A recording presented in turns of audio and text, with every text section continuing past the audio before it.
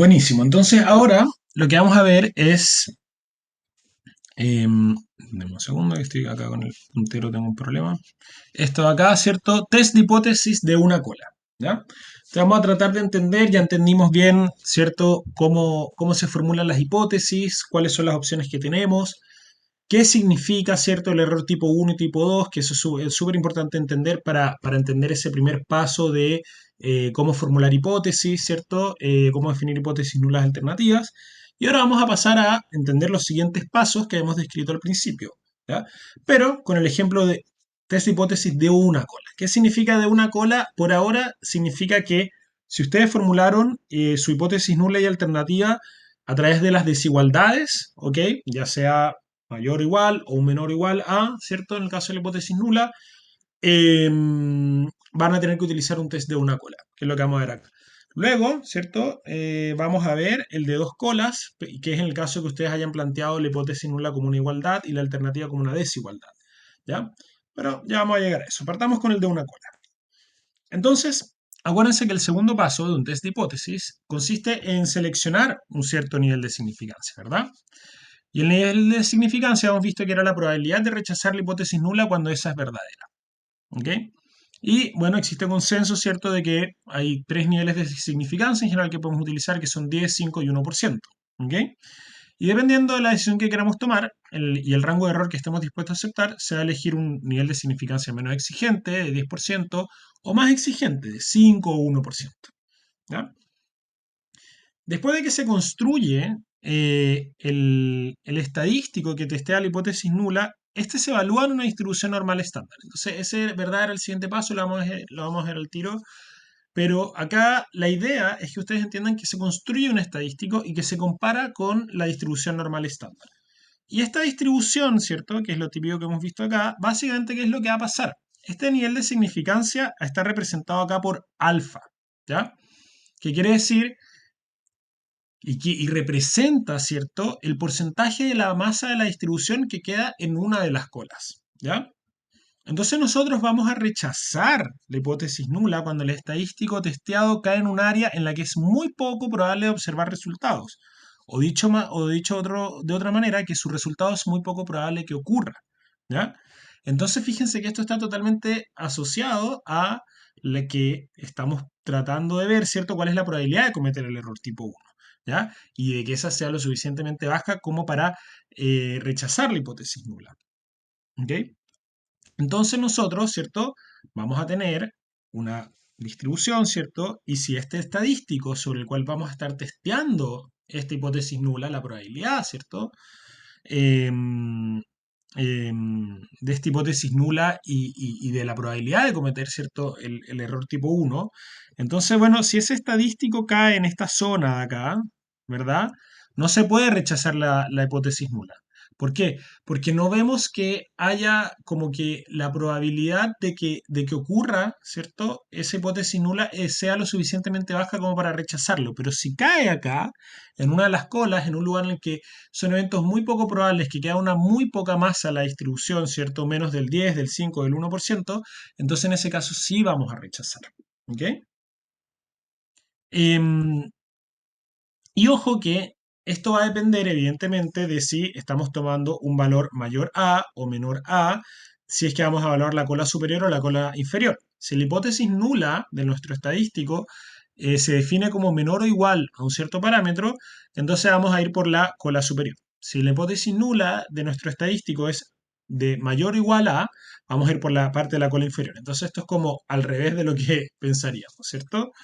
Em, Bien, esa es la parte relevante de entender para el segundo paso, que es seleccionar el nivel de significancia, que es entender que este nivel de significancia, de nuevo, se basa en esta famosa distribución, ¿cierto? En la que nosotros buscamos, ¿cierto? Ver estas colas que representan los eventos que si nuestro estadístico, ¿cierto?, con el cual estamos testeando la hipótesis que hay, entonces sabemos que la probabilidad de que ocurra ese evento es muy baja, ¿cierto? Porque estamos ya en la parte de la masa de la distribución en la que se concentran menos casos posibles. Luego veamos cuál es el estadístico que hay que calcular. Y bueno, esto se basa justamente en la misma intuición que los intervalos de confianza. Vean que matemáticamente se parece mucho, ¿ya? Y este del estadístico nos va a permitir evaluar y calcular, ¿cierto?, la probabilidad de cometer el error tipo 1 en la tabla normal estándar, ¿ya? Em, y ojo que, claro, antes estábamos viendo el concepto de la distribución, ¿cierto? Pero lo vamos a evaluar al igual que antes, vamos a utilizar esta tabla de la normal estándar. Entonces, fíjense que el estadístico se basa en calcular la diferencia entre el valor establecido para la hipótesis nula y la media calculada a partir de nuestra muestra. Entonces, antes, en vez de usar el concepto del verdadero parámetro poblacional, acá vamos a estar usando un parámetro específico que le vamos a dar, que es contra el cual nosotros estamos comparando y a partir del cual estamos construyendo nuestra hipótesis nula, ¿ya? La única diferencia en la fórmula es que se resta el valor de la hipótesis nula, ¿cierto?, a la media muestral. Esa es la única diferencia. Y al igual que en la fórmula del intervalo de confianza, se calcula el error estándar y se utiliza, ¿cierto?, para dividir esa diferencia calculada. Entonces, vayamos al cuarto paso, que es decir, que hay que formular la regla de decisión, ¿ok? Y en realidad la regla de decisión hay que formularla porque hay dos métodos que se pueden utilizar, el del valor P y el del valor crítico, ¿ok? Em, entonces acuérdense que en la tablita, ¿cierto?, de la normal estándar, nosotros teníamos dos opciones. Podíamos ver, ¿cierto?, los valores que tenían en el eje X, que representaban los valores que tomaba, ¿cierto?, en el eje X em, la normal estándar, ¿cierto? Y veíamos cuál era la masa de la distribución que quedaba, ¿cierto?, debajo de ese valor.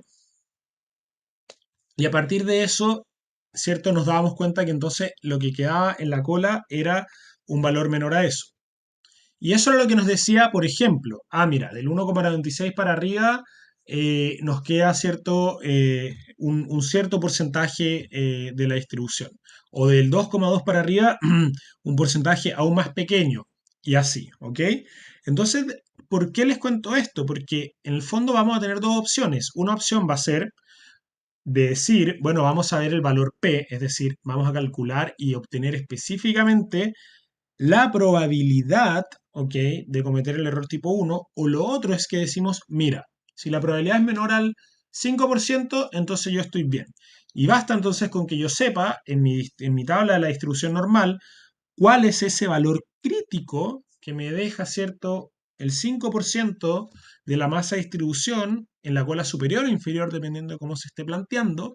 Y a partir de eso, entonces yo veo, bueno, si el valor de mi estadístico es más alto que eso o menor que es en el caso de la cola inferior, en el caso de que sea un valor negativo crítico y sea, ¿cierto?, estemos viendo la cola inferior. Entonces, si mi valor es menor en el caso de la cola inferior, o mayor en el caso de la cola superior, o mejor dicho, en términos absolutos, es superior, entonces yo también voy a rechazar la hipótesis nula. ¿Se entiende? Entonces hay dos métodos. Uno es el del valor P, en el que yo digo, bueno, si yo digo, yo estoy dispuesto a aceptar, ¿cierto?, un nivel de significancia del 5%, y veo luego y calculo el valor P y obtengo un 4 o menor, ok, perfecto, rechazo la hipótesis nula. La otra opción es que yo diga, yo sé en la tabla cuál es el valor crítico. Y si entonces en términos absolutos mi estadístico que calculo es mayor a ese, entonces también rechazo la hipótesis, ¿verdad? Entonces veamos el ejemplo, volvamos de nuevo al ejemplo partamos con cómo se hace esto con el valor P, y supongamos que queremos testear la hipótesis nula de que el gasto promedio de las empresas de la Araucanía en innovación es mayor a 100 millones de pesos. Ya para eso se extrae una muestra aleatoria de 37 empresas y se obtiene una media de 90 millones. Y la desviación estándar es de 25 millones.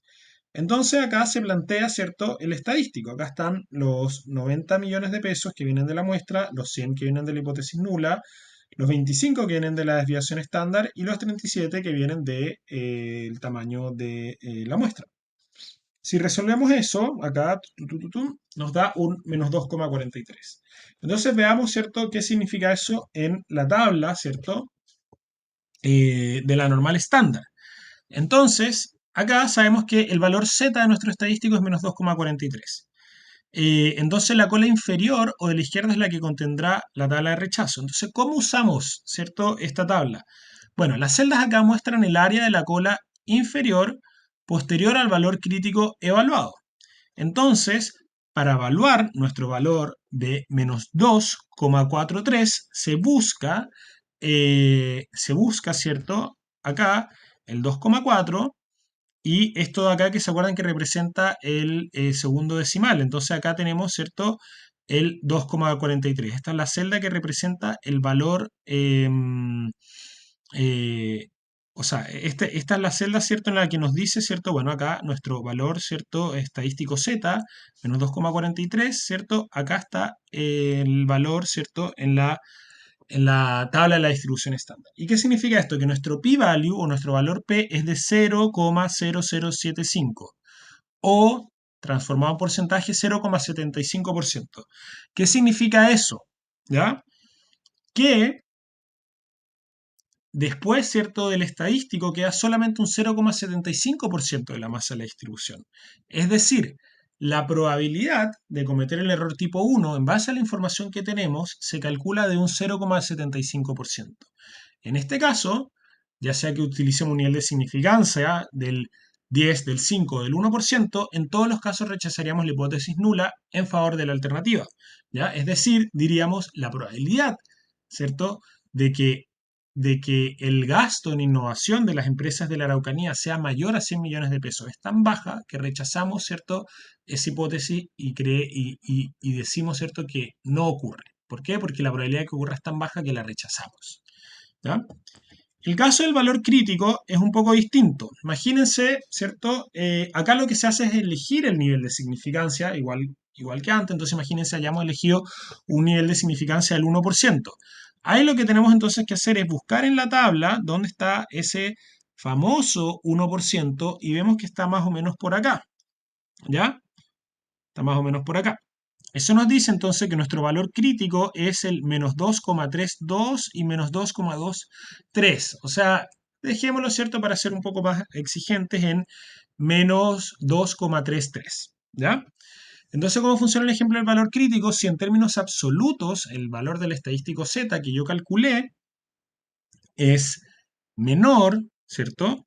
En este caso menor porque estamos viendo la cola inferior, pero en términos absolutos si es mayor, o sea, ojo, estamos viendo la cola inferior y nuestro valor crítico es menos 2,33, entonces tiene que ser menor que eso. Pero si lo vemos en términos absolutos, vamos a hablar del valor 2,33, ¿cierto? O sea, nos olvidamos del signo negativo del principio y comparamos si es mayor. ¿Ok? En este caso, nuestro estadístico Z que habíamos calculado era de menos 2,43.